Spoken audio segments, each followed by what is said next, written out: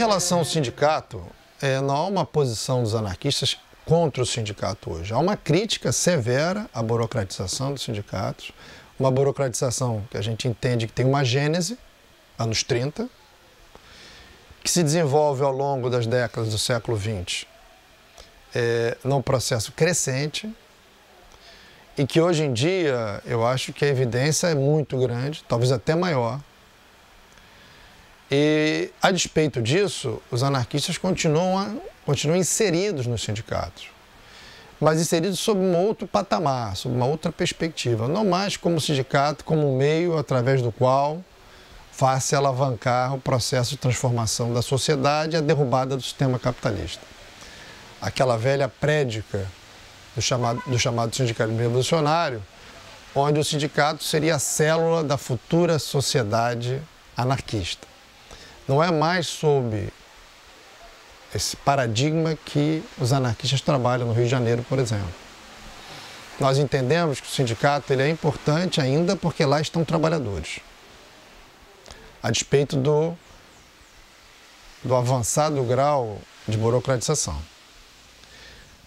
Por um outro lado, por estarmos lá, né, os trabalhadores estarmos lá, é importante que haja uma proposta para o sindicato.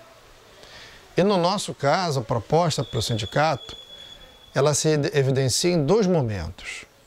O momento onde o sindicato está mais ativo, que é o momento da greve, o momento do confronto, ou seja, da reivindicação do trabalhador em relação ao patrão, mesmo que esse patrão seja o governo. Então, nesse sentido, nós temos uma experiência que remonta aí até muito mais o início dos anos 90, quando em 92 nós ajudamos, junto à nossa base petroleira, ajudamos a ocupar o prédio central do EDISA, na Avenida Chile, aqui no Rio de Janeiro.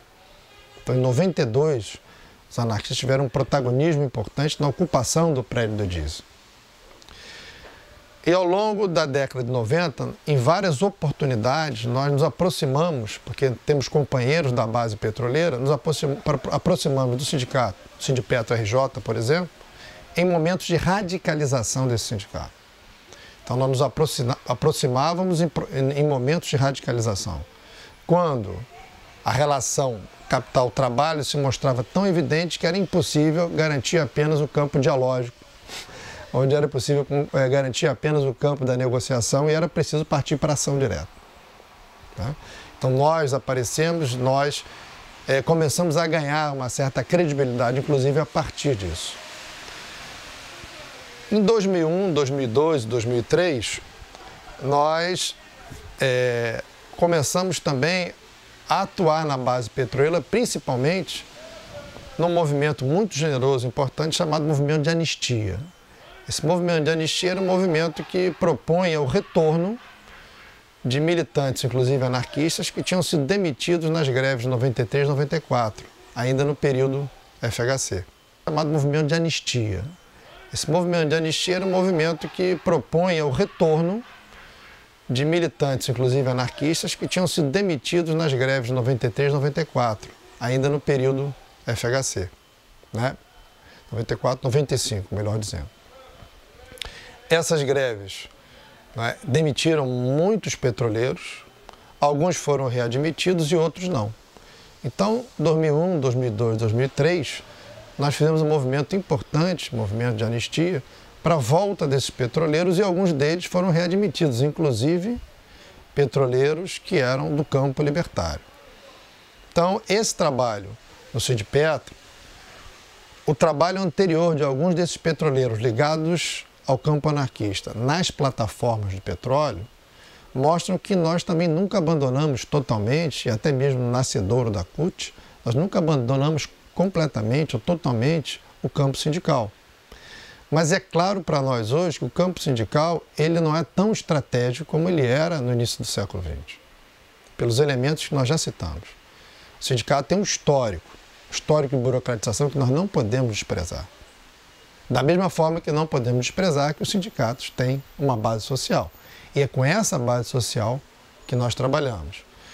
Nos sindicatos, por exemplo, de professores, né, sindicatos da educação, nós também temos um acúmulo, uma experiência. É uma experiência de bastante valor e de muito significado, porque ela começa em Cabo Frio, nos anos 90, companheiros anarquistas dentro do sindicato do CEP de Cabo Frio, e se desdobra recentemente na participação de anarquistas no Sindicato dos Servidores do Colégio Pedro II, por exemplo. Nesses sindicatos, a nossa tônica sempre foi a organização pela base. Então, onde quer que nós estejamos, nós priorizamos a organização pela base. Então, por exemplo, no Sindicato Pedro II, a nossa política central é a organização de núcleos de base. Esses núcleos de base, que se organizam nas unidades do colégio, eles são núcleos que não deliberam, mas encaminham muitas decisões de assembleia e levam também decisões da base para as assembleias. Então são núcleos de oxigenação do sindicato, quase que antídotos à burocratização sindical que a gente observa hoje. Então esse é um movimento que nós fazemos, que é um movimento que não vai, por exemplo, na direção de uma tomada de uma central sindical, mas que é uma política que tem a marca libertária e que para nós é uma política muito mais efetiva do que pura e simplesmente a tomada de uma central sindical ou a construção de uma legenda sindical sem base social real. Então, essa é uma discussão que a gente faz e conseguimos, obviamente, dentro da estrutura do monolito burocrático que é o sindicato, nós conseguimos alguns avanços, né? Avanços que são, podemos dizer, tímidos, mas fundamentais. E essa é a questão que se coloca hoje, né, para o anarquismo, na tarefa que ele tem da sua reinserção social.